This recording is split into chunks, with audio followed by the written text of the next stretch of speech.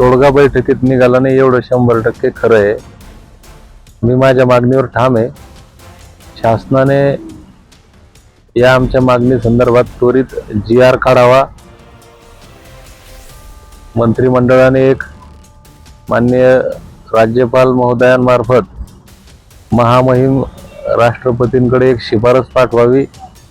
ते कशा पद्धतीनं करावं हे आमच्यापेक्षा जास्त शासनाला माहिती आहे आणि ते करू शकतात.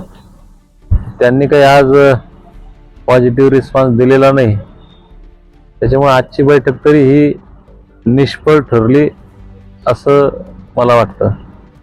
काय शासनाची काय भूमिका होती बैठकीमध्ये, जसं तुम्हाला काय सांगितलं तुमच्या सहकार्याने? तेच जे नेहमी चालत आलं ते आश्वासन, हे करू ते करू ते करू. मग 10 वर्ष काय करू राहिले फडणवीस साहेब? 2014 पासून तुम्हाला माहिती आहे ना विषय. 2014ला तुम्ही अभ्यास केलेला होता ना. 2014ला तुम्ही धनगरांना शब्द दिला होता ना. या राज्याच्या इतिहासात पहिल्यांदा तुम्हाला धनगरांनी सत्ता दिली ना. आता कशाला अभ्यास करता? आता काय काय तुम्हाला हे करायचं ते मला इतकं कळतं की ते तुम्हाला देता येतं आणि तुम्ही दिलं पाहिजे.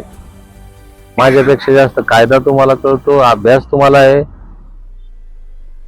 त्याच्यामुळे तुम्ही आता दुसरा विषयच नाही. आता तुम्ही एकतर याची कशी अंमलबजावणी होणं आम्हाला सर्टिफिकेट मिळतील हे तुम्ही पाहावं. दुसरं आम्हाला काही मान्य नाही.